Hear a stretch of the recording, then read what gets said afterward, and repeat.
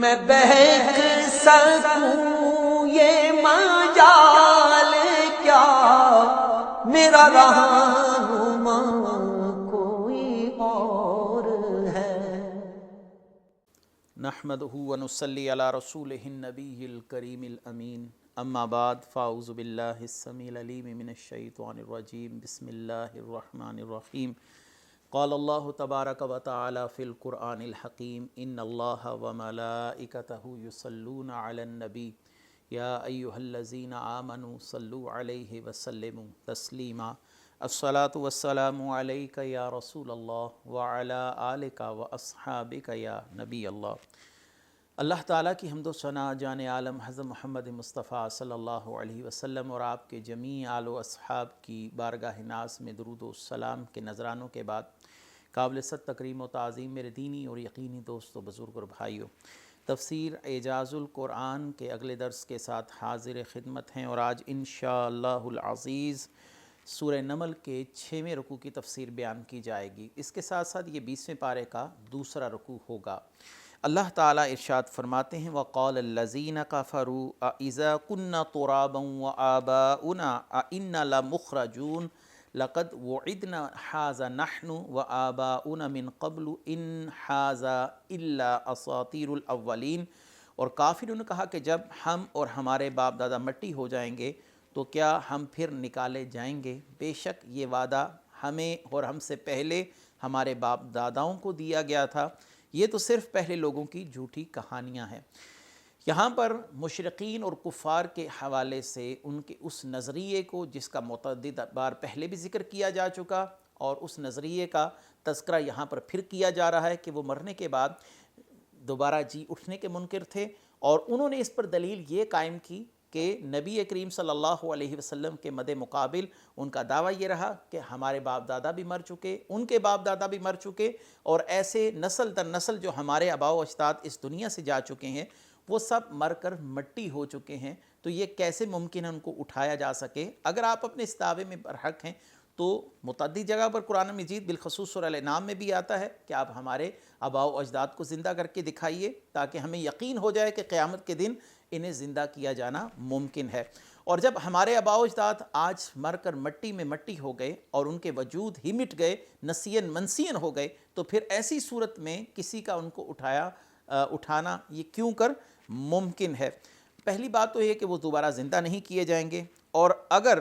یہ زندہ کیے جانے والی بات کو دیکھا جائے تو یہ جیسے پہلوں کی کہانیاں ہیں، جیسے اسفند، رستم پہلے لوگوں کی کہانیاں ہیں، تو یہ بات بھی پہلوں کی کہانیوں کی مثل ہمیں نظر آتی ہے۔ اساطیر الاولین اصل میں پہلوں کی کہانی، اور اساطیر ایسی کہانی کو کہا جاتا ہے جو جھوٹ پر مبنی ہو، جس کی کوئی حقیقت نہ ہو۔ تو اے محمد صلی اللہ علیہ وسلم، یہ صرف جھوٹی کہانیاں ہیں، جیسے کہ ہم دوسری کہانیاں سنتے آ رہے ہیں، اور آپ کا یہ کہنا کہ قیامت کے دن اٹھایا جانا برحق ہے، لہٰذا یہ سب باتیں جھوٹی کہانیوں سے ان لوگوں نے تعبیر کی۔ قُلْ سِیرُوا فِی الْأَرْضِ فَانظُرُوا کَیْفَ کَانَ عَاقِبَةُ الْمُجْرِمِینَ۔ تم فرماؤ زمین میں چل کر دیکھو مجرموں کا انجام کیسا ہوا۔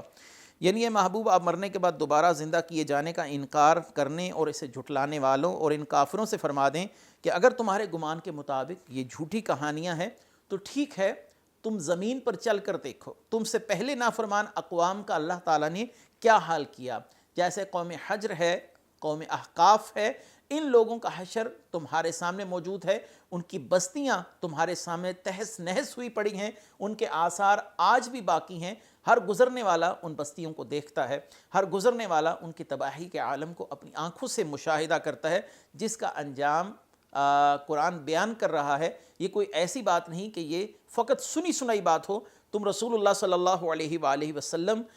کی اس بات کا انکار کر رہے ہو کہ قیامت کے دن ہم نہیں اٹھائے جائیں گے، یہ کہانی ہے۔ چلو پھر اپنے مشاہدے پہ، اپنے تجربے سے اس بات کو دیکھ لو کہ قرآن نے جو دوسری باتیں کہی ہیں کہ ان قوموں کا اللہ تعالیٰ نے یہ حال کیا، ان قوموں کو اللہ تعالیٰ نے تباہ و برباد کر دیا، ان کے گھر جو ہنستے بستے گھر تھے وہ تہس نہس ہو کے رہ گئے، آج بھی ان کے آثار باقی ہیں۔ تو اگر یہ بات سچ ہے تو قرآن کی یہ بات بھی سچ ہے، اور جب تم اپنی آنکھوں سے ان چیزوں کو دیکھ چکے، کیونکہ قرآن نے ان کو اس لیے کہا سیرو فی الارض، کیونکہ وہ تجارت کے لیے اکثر و بیشتر ان علاقوں سے گزرتے تھے جن علاقوں پر اللہ تعالیٰ کا عذاب پچھلی اقوام پر آ چکا تھا، اور وہ گزرتے ہوئے ان احوال، آثار اور ان تباہ شدہ بستیوں کو اپنی آنکھوں سے دیکھ چکے تھے۔ اب قرآن کریم نے ان کے اس دعوے کی تردید پر کہ ہم نہیں اٹھائے جائیں گے، اللہ تعالیٰ نے ایک مشاہداتی تجربے کو یہاں پر دلیل بنایا۔ وہ یہ ہے کہ اللہ تعالیٰ نے تو قرآن میں یہ بھی بیان کیا کہ پچھلی نافرمان اقوام کا اللہ تعالیٰ نے حال کیا کیا، اور وہ تم خود دیکھ چکے ہو، اپنی آنکھوں سے دیکھا تو جھٹلا نہیں سکتے، سنا ہوا جو معاملہ ہے اس کا تو جھٹلانا تمہارے لیے آسان ہے۔ پتہ نہیں وہ واقعہ وقوع پذیر ہوگا یا نہیں ہوگا، یہ کہانیاں ہیں، لیکن یہ تو کہانی نہیں ہے، کیونکہ اس کے عملی مشاہدات تم خود کر چکے، تمہاری آنکھیں اس چیزوں کو دیکھ چکی۔ اب تو تمہیں یہاں سے عبرت حاصل کرنی چاہیے، اور جو رسول اللہ صلی اللہ علیہ وسلم نے فرمایا کہ قیامت کے دن تمہیں اٹھایا جائے گا، اس بات پر بھی یقین کر لینا چاہیے، کیونکہ اگر قرآن کی دوسری باتیں برحق ہیں تو یہ بات بھی برحق ہے۔ وَلَا تَحْزَنْ عَلَيْهِمْ وَلَا تَكُنْ فِي ضَيْقٍ مِّمَّا يَمْكُرُونَ، اے حبیب تم ان پر غم نہ کرو، ان کی سازشوں سے دل تنگ نہ ہو۔ اے محبوب کریم صلی اللہ علیہ وسلم، آپ ان کافروں کے اعراض کرنے سے کہ یہ آپ کی بات کو توجہ سے نہیں سنتے، اور سنتے ہیں تو اسے بے توجہی کے ساتھ نظر انداز کر دیتے ہیں، تو آپ صلی اللہ علیہ وسلم ان کے جھٹلانے پر اور ان کی اسلام سے محرومی پر غم نہ کھائیے، آپ اپنا دل تنگ نہ کیجئے، آپ ان کی سازشوں سے بھی دل تنگ نہ ہو۔ اللہ تعالیٰ آپ کی حفاظت کرنے والا ہے، واللہ یعصمک من الناس، اللہ تعالیٰ حفاظت فرمانے والا ہے۔ اور ایک آیت میں اللہ تعالیٰ نے کیا ہی خوب وعدہ فرمایا، سورہ فاطر آیت نمبر 43 میں اللہ تعالیٰ فرماتے ہیں وَلَا يَحِيقُ الْمَكْرُ السَّيِّئُ إِلَّا بِأَهْلِهِ، بری سازش کرنے والا خود اس بری سازش کی لپیٹ میں آ جاتا ہے۔ تو محبوب صلی اللہ علیہ وسلم یہ اگرچہ جتنی مرضی منصوبہ سازیاں کر لے، ان کی منصوبہ سازیاں انہی پر پلٹ آئیں گی، ان کا شر انہی کی طرف لوٹے گا۔ اے محبوب، اللہ تعالیٰ آپ کی حفاظت فرمانے والا ہے، اور اگر یہ آپ کو جھٹلا رہے ہیں تو آپ اس بات سے دل برداشتہ نہ ہو، آپ نے اپنا کام کر دیا، آپ نے ان کو دعوت دے دی، اور ان کے دل میں دعوت قبول کرنے کا جو داعیہ ہے وہ پیدا کرنا اللہ تعالیٰ کے ہاتھ میں ہے، اس لیے آپ اپنی ذمہ داری سے بری ذمہ ہو گئے۔ وَمَا عَلَيْنَا إِلَّا الْبَلَاغُ کہہ کر کیا ہم نے اپنا پیغام پہنچا دیا، آپ اپنی ذمہ داری سے سبکدوش ہو جائیے۔ وَيَقُولُونَ مَتَىٰ هَٰذَا الْوَعْدُ إِن كُنتُمْ صَادِقِينَ قُلْ عَسَىٰ أَن يَكُونَ رَادِفَ لَكُمْ بَعْضُ الَّذِي تَسْتَعْجِلُونَ، اور کافر کہتے ہیں یہ وعدہ کب پورا ہوگا؟ اگر تم سچے ہو تو بتاؤ، تم فرماؤ ہو سکتا ہے کہ جس عذاب کی تم جلدی مچا رہے ہو اس کا کچھ حصہ تمہارے پیچھے آ لگا ہو۔ اس آیت میں اب کفار اس عذاب کے نازل ہونے کی عجلت کا اظہار کریں کہ یہ وعدہ کب پورا ہوگا، تو اللہ تعالیٰ کے محبوب صلی اللہ علیہ وسلم نے ارشاد فرمایا کہ جس عذاب کے نازل ہونے کی تم جلدی مچا رہے ہو سکتا ہے اس کا کچھ حصہ تمہارے پیچھے آ لگا ہو اور تمہارے قریب آپ پہنچا ہو، چنانچہ وہ عذاب بدر کے دن ان پر آ ہی گیا، اور وہ باقی عذاب جو ہے وہ موت کے بعد پا لیں گے۔ دیکھیں، جو شخص مر جاتا ہے اس پر قیامت گویا کہ قائم ہوگی۔ رسول اللہ صلی اللہ علیہ وسلم نے فرمایا من مات فقط قامت قیامتہ، جو مر گیا اس پر قیامت قائم ہو گئی۔ آخرت کی منزلوں میں پہلی منزل جو ہے وہ قبر ہے، جو یہاں پر سرخرو ہے وہ آگے بھی سرخرو ہے، تو جو یہاں پر اللہ تبارک و تعالیٰ کے عذاب کا مستحق ہوا وہ آگے بھی اللہ تعالیٰ کے عذاب کا مستحق ہوگا۔ تو یہاں پر جو یہ کہا جا رہا ہے کہ رادف لکم، وہ تمہارے بالکل قریب آ گیا، اصل میں ردیف لفظ ہے یہ جب کوئی شخص گھوڑے پر سواری کرے اور جو سوار اس کے پیچھے بیٹھا ہو تو اس کو ردیف کہا جاتا ہے، تو یہ قریبی کے لیے بولا جاتا ہے۔ یہاں پر رادف لکم بعد الذی تستعجلون ہے کہ وہ عذاب بالکل قریب آپ پہنچا، تو اس سے مراد اگر ہم اس کی تعبیر موت لیں، کیونکہ کفار کے لیے موت بھی ایک بہت بڑا عذاب ہے، قبر کی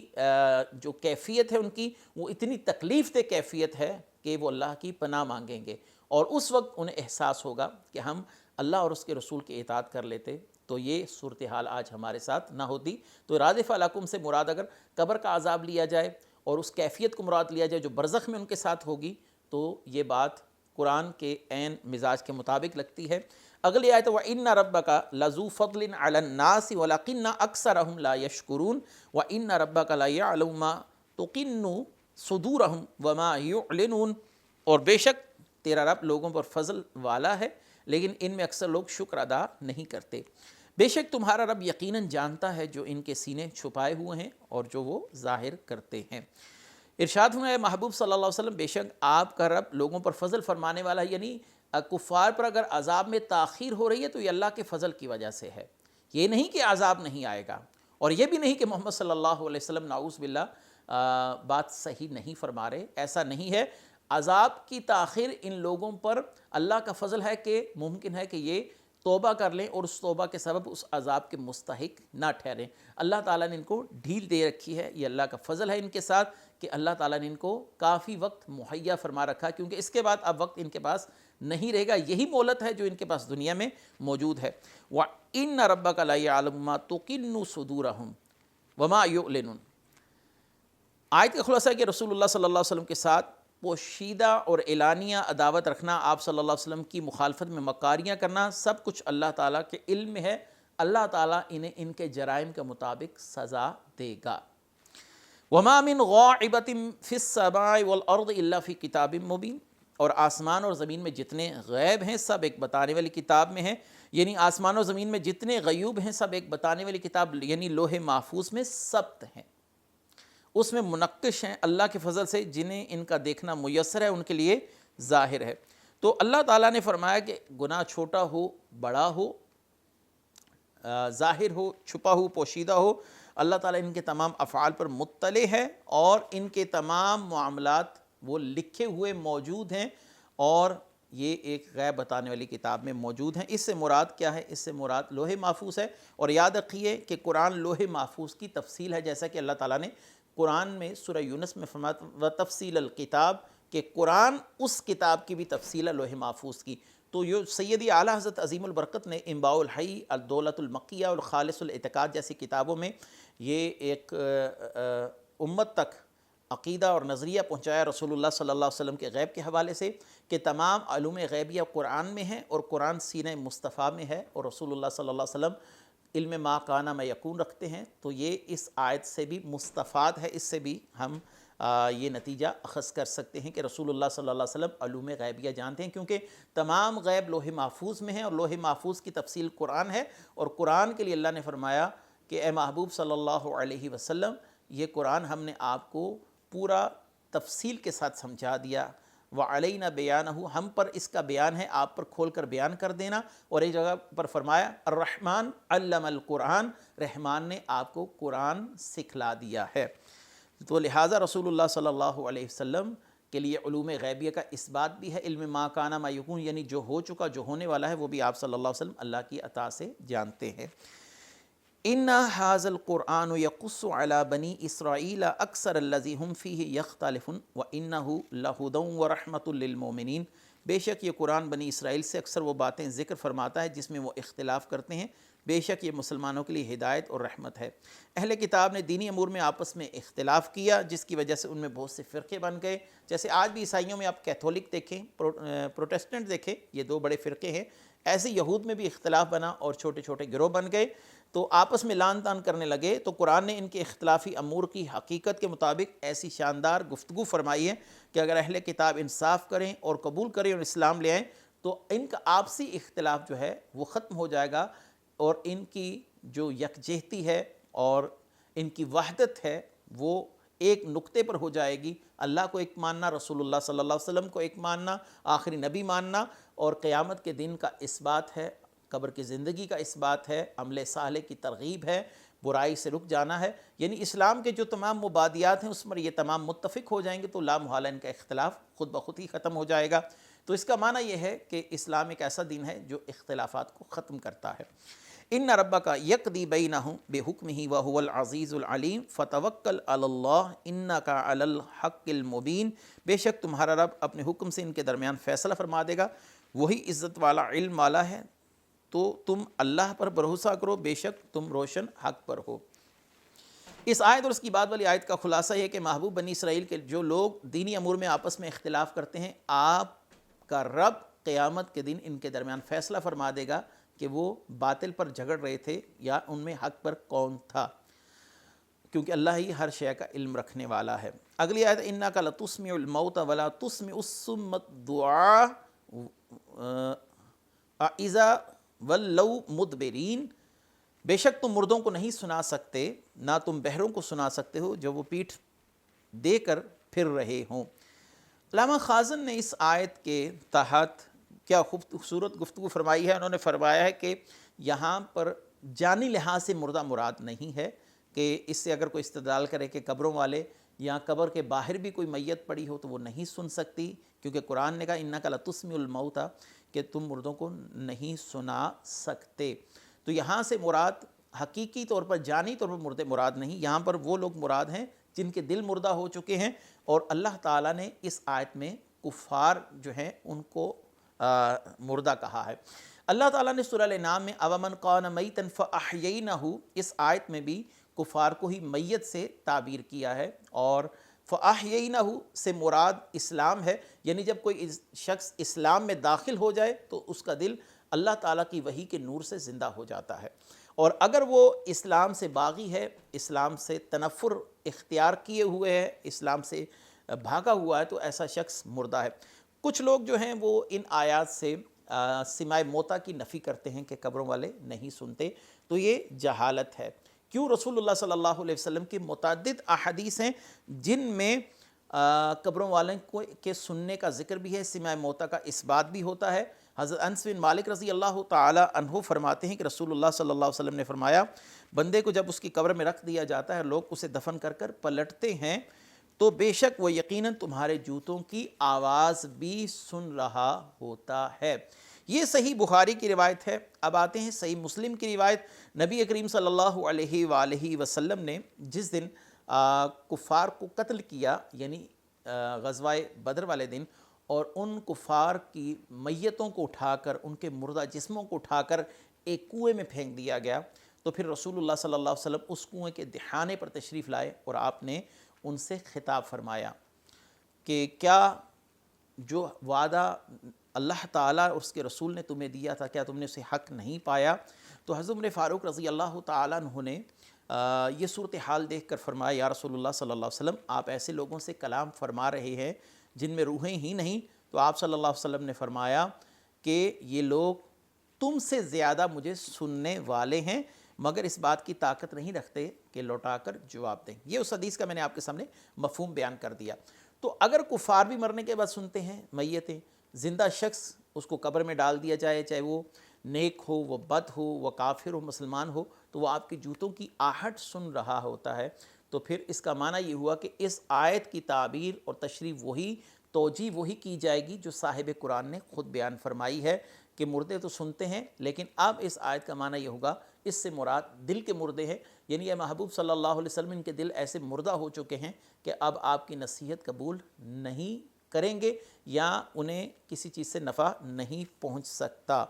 وَلَا تُسْمِعُ الصُّمَّ الدُّعَاءَ، نہ تم بہروں کو سنا سکتے ہو۔ کفار کو جس چیز کی دعوت دی جا رہی ہے، اس سے انتہائی درجے کے اعراض اور روح گردانی کی وجہ سے وہ مردوں اور بہروں کی طرح ہو چکے۔ یعنی آپ جب کسی بہرے سے خطاب کرتے ہیں اور بہرے سے کلام کرتے ہیں تو بہرا گویا کہ اس نے سنا نہ سنا ایک ہی برابر ہے، یعنی اس کے لیے آپ کی دعوت دینا، آپ کی گفتگو کرنا، آپ کا اس کو ڈر سنانا، وہ اس کے لیے ایسے ہی ہے جیسے اس نے نہیں سنا۔ تو کفار کی حالت بھی ایسے ہی ہے جیسے ان کے کانوں میں ٹینٹ ہو، ان کے کان بند ہوں۔ آپ صلی اللہ علیہ وسلم انہیں دعوت دے رہے ہیں، تبلیغ کر رہے ہیں، انہیں اللہ کے عذاب سے ڈرایا جا رہا ہے، لیکن وہ اپنا رد عمل ایسے ظاہر کر رہے ہیں جیسے انہوں نے سنا ہی نہیں، اس کا ان پر اثر ہوا ہی نہیں، جیسے کسی بہرے سے گفتگو کرتے رہیں تو اس پر آپ کی گفتگو کا کوئی اثر نہیں ہوتا۔ تو یہاں پر مراد اس ڈھیٹ پنے کی طرف اشارہ ہے، یعنی دل کے مردہ ہونے کی طرف اشارہ ہے کہ جن کے دل مردہ ہو گئے تو ان کے کانوں پر مہریں لگ گئیں، ان کی آنکھوں پر مہریں لگ گئیں، اپنی آنکھوں سے جا کر ان اقوام عالم کے احوال بھی دیکھ رہے ہیں لیکن اس سے نصیحت حاصل نہیں کر رہے، رسول اللہ کے معجزات بھی دیکھ رہے ہیں لیکن اس سے نصیحت حاصل نہیں کر رہے۔ قرآن جس نے متعدد بار ان لوگوں کو معارضے کی دعوت دی ہے کہ آؤ اس کا مقابلہ کرو، اگر تم یہ کہتے ہو کہ یہ رسول اللہ کا اپنا کلام ہے، اگرچہ یہ اس کا مقابلہ نہیں کر پا رہے لیکن اس کے باوجود بھی دعوت کو قبول کرنے سے انکاری ہیں۔ اگلی آیت، وما انت بحدی الامی عن ضلالتہم ان تسمع الا من یؤمن بآیاتنا فہم مسلمون، اور تم اندھوں کو ان کی گمراہی سے نکال کر ہدایت دینے والے نہیں، تم صرف اسی کو سنا سکتے ہو جو ہماری آیتوں پر ایمان لاتے ہیں تو وہ فرما بردار ہیں۔ اب دیکھیے اس آیت میں اگلی آیت نے پچھلی آیت کا معنی اور مفہوم واضح کر دیا کہ آپ کی بات وہی سن سکتے ہیں جو ہماری آیتوں پر ایمان لاتے ہیں، یعنی جن کے دل میں ایمان کی رمق موجود ہے، آپ کا کلام کرنا ان کے ایمان کو تقویت دیتا ہے، آپ کی گفتگو کو سنتے ہیں، نصیحت کو سمجھتے ہیں، اس پر عمل کرتے ہیں، وہ گویا ایسے ہیں جیسے مردہ ہو اور ان کے کانوں پر مہر لگ گئی ہو، آپ کی بات کو سن ہی نہیں رہے۔ تو جس کے دل میں ایمان ہے، جس کا دل زندہ ہے، وہ آپ کی گفتگو کو سن بھی رہا ہے، مان بھی رہا ہے اور اس سے استفادہ بھی کر رہا ہے۔ تو جو پچھلی آیت کی میں نے تشریح اور تفسیر بیان کی، اب اگلی آیت میں ان تسمعوا الا من یؤمن بآیاتنا فهم مسلمون سے مسئلہ واضح ہو گیا کہ ہماری آیتوں کو وہی سنتے، سمجھتے اور مانتے ہیں جو مسلمان ہیں۔ وہ لوگ جو مردہ ہیں، جن کے کان بند ہیں، وہ نہیں سن سکتے، نہیں مان سکتے، تو اس سے مراد دلوں کی مردگی ہے، دلوں کا مر جانا ہے، کانوں پر مہر لگ جانا ہے۔ نہیں تو قبروں والے جو ہیں وہ تو کلام سنتے ہیں، ہم جب انہیں سلام کہیں، رسول اللہ صلی اللہ علیہ وسلم کی طرف سے